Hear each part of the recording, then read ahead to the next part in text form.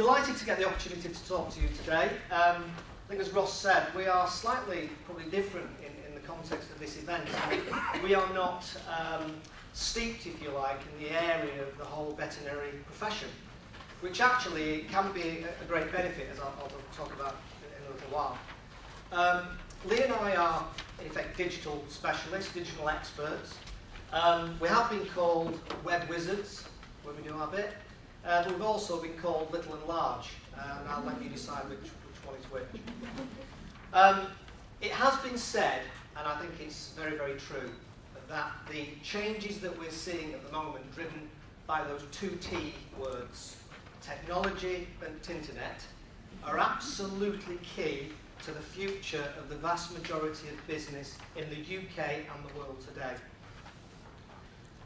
When I did some research, and I did do some research about the veterinary, I don't know why I say that very often, can't get the word out, but veterinary profession, what I kept hearing, because I made some calls and spoke to various people, and what they told me, and it'd be interesting to get your perspective on this, is that this profession is very traditional and it likes the status quo.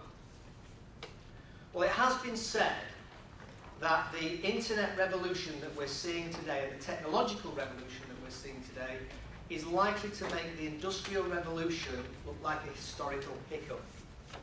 Now, Lee and I are in this game, we're involved in it, we're working in it all the time, and I can tell you now, in all honesty, even we struggle sometimes to keep up with the pace of change. So is it all hype, you might be asking yourselves?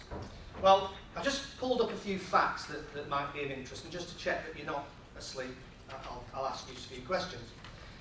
First of all, one piece of information that might be of interest to you is that apparently now 1 out of every 8 couples married last year met online. And that's likely to be 1 in 6 within the next 2 years, if they admit it, of course. There are now over 200 million people registered on Facebook, and if Facebook was a country, it would be the 5th largest in the world. Okay? Still think it might be all a bit of hype?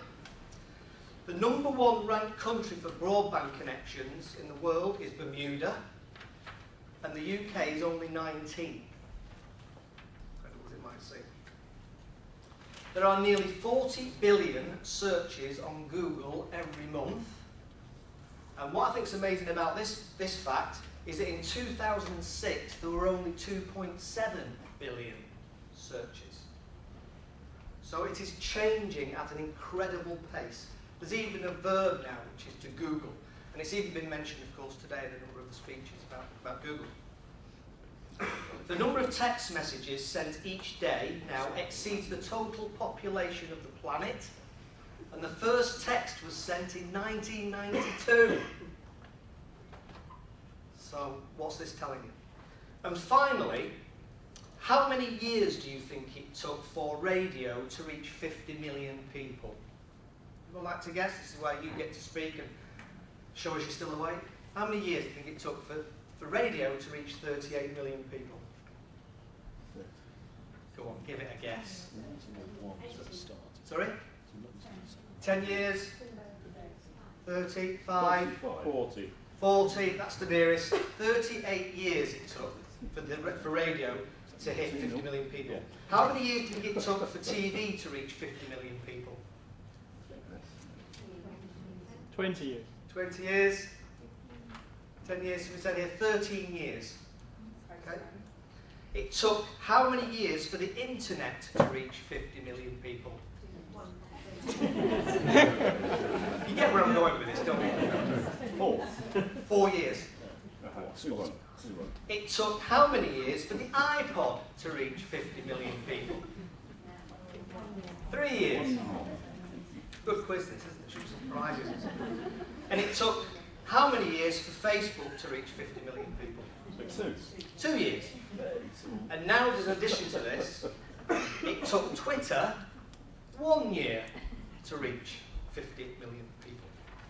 So the pace of change and the true globalization of the world is heavily driven by technology and in particular the internet. So, Lee and I can be considered to be a little bit like Marmite in some ways. Some people love us and some people hate us. And the people that actually love us are people who like to embrace technology, love the internet, love the ideas, love the opportunities, the glass is half full. The people that are not so keen on us are those where the glass is half empty and they're frightened, fearful of technology and the internet. Because what we talk about makes people feel uncomfortable. Because it is creating uncertainty on an incredible scale. And from the research I've done and from speaking to people today, I think that there's a lot of people in this room probably very, very fearful of technology and the internet. You can't really afford to be fearful for too long. But there is some good news.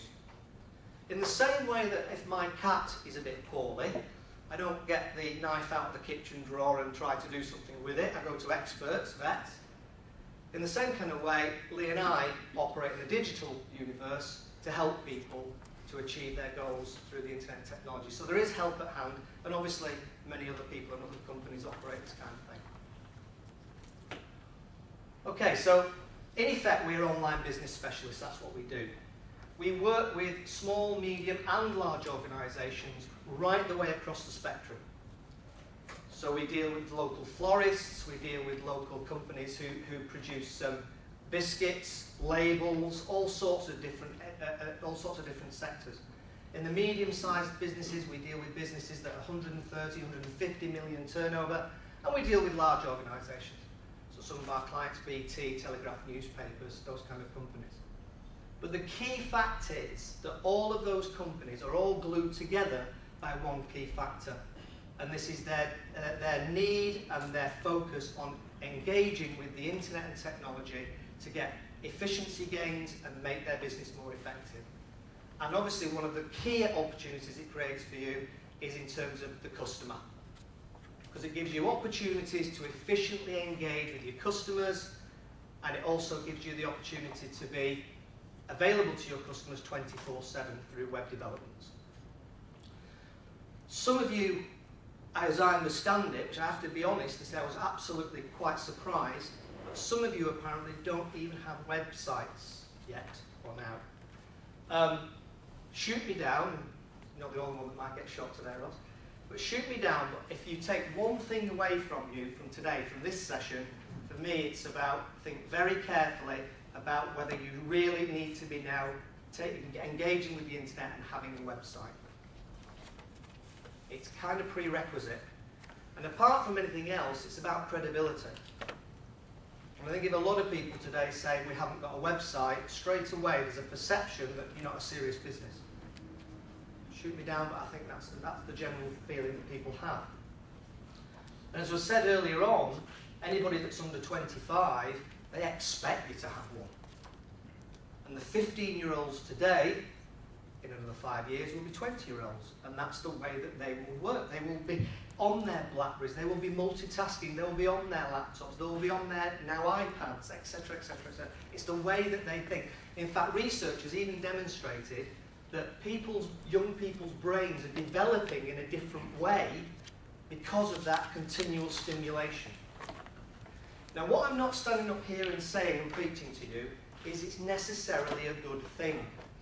There's lots of issues and all sorts. I'm not trying to suggest for 1 second that it's a brilliant thing. Technology's got all sorts of downsides as well as upsides. Usually when my Blackberry goes off at 11 o'clock at night and my wife goes crazy, that kind of thing. What I'm telling you, what I'm saying to you, is that there really is no choice. And to fight it is a kind of a bit like King Canute on the beach. You might well get your feet wet. That's my idea. We like to consider ourselves as what we call the anodyne of the internet world. So people are uncertain, they're unsure, they've got a headache. And that headache is technology and the internet, and they don't usually understand it. We are also founders of the world's first online business TV channel. And I believe that because you're here today, you are going to get a free subscription, which was so generous. Expressonline.tv started in 2004. When we started expertsonline.tv, which is video-based, we had to have audio versions of the videos because there wasn't enough people with broadband to actually enjoy it across the country and across the world. So I won't say too much about that, only that on the back of that online business TV channel, I've had the fortune to be able to interview a lot of entrepreneurs, some very famous, some not so famous. And there's two things that came up regularly in those interviews with those people. In fact, there were 12 actually, but two of the key ones I think have been mentioned today. Number one was embracing change. And number two was personal responsibility. And I've heard this talked in a few sessions today about blame. Don't shoot the messenger, all that kind of thing. Okay? So here again, please don't shoot the messenger. This is just happening in the world that we live in. So the type of people that come to us, well, I just thought I'd just list some examples of organisations and individuals that tend to come to us for help. First of all, people who have a hunch that they're missing out on something. It's that niggling feeling that, you know, we should be looking more into this internet thing, but we're not quite sure what to do and maybe we should be talking about it. They spent a lot of money on a pretty website that doesn't work. And it doesn't work because it looks very pretty, but it doesn't sell and it's not commercially put together in a commercial way. And Lee's going to talk about that in a moment. We have people come to us who are swapping time for money and want other revenue streams. Some people have a clear idea of what they want to do online, but they're not really sure how to go about it. So one obvious area there is e-commerce, selling product online. So you can see there, you can read them for yourself. Some people are interested in social media, but don't know how to use it and get the best advantages of it. The days are gone where you can go on a 2-hour seminar and learn about all the technology and the internet and the way it operates. There's so much, it's getting so complex now. People need a lot more help and guidance and advice and hand-holding. And finally there, just put there, need a digital strategy and implementation plan.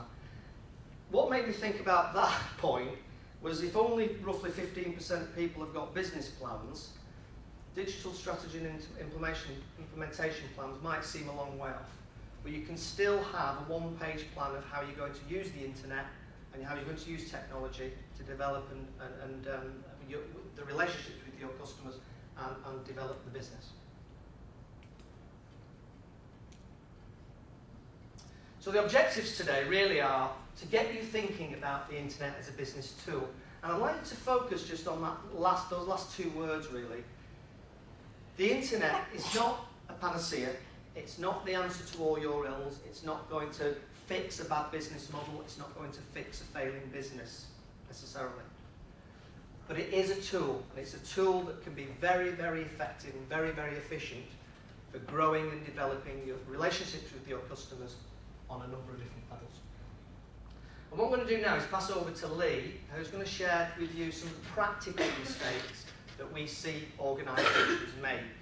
Because when we were talking about how we do this session, what we didn't want to do is end up in a session that was generically saying how important the internet is. Hopefully you've got that. If you haven't got it yet, then at some point hopefully you will get it. We wanted to share with you some practical mistakes that we see companies and organisations making all the time in terms of the clients that we deal with. So I'm going to pass over to Lee now, and I'd just like to watch this little video to introduce him. Thank you for listening to Keith.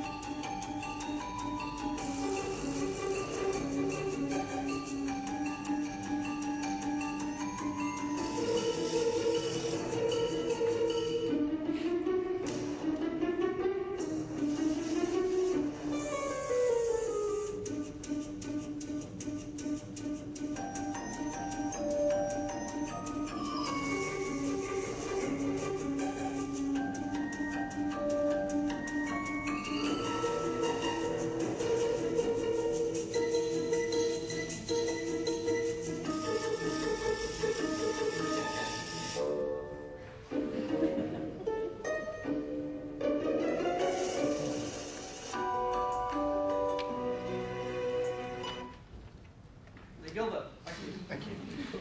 Thank you. Thank you, Phil. My specialism in digital media active is as an internet strategist and internet marketer. Now, I've spent 10 years researching the common mistakes that all sorts of websites make in all sorts of industries. Now, on the slide behind me, it talks about my presentation title today, which is the 7 biggest mistakes. I could spend 2 days going through a list of at least 97, but I'm going to focus today on 7. 7 that you can really think about and take action on, or at least consider putting into the business plan or some thinking about how you're going to move forward with your practice over the next 12 to 18 months or so. Now, the word on the slide there says companies make. Now, I run this presentation in a number of different ways, a number of different conferences. You could easily substitute the word companies here for practices. The whole thing really we're going to be looking at today is the 7 biggest mistakes that anybody that wants to do business online, promote their business online, get more customers in the front door using online techniques. These are the 7 deadly errors that people consistently make that destroys their model of success on the internet. Now, the first one is something that I coin as MWA. If there's only one thing you take from my part of the presentation, it should be this acronym. The biggest mistake for me that most websites make, and you can think about this if you have your own website for your own practice, or just look at other people's websites and consider this fundamental point. And it's framed around a question that should get you thinking. Is it easy and obvious to understand what I'm meant to do when I look at this web page? Is the company that owns the website achieving their most wanted action from you landing on their web page?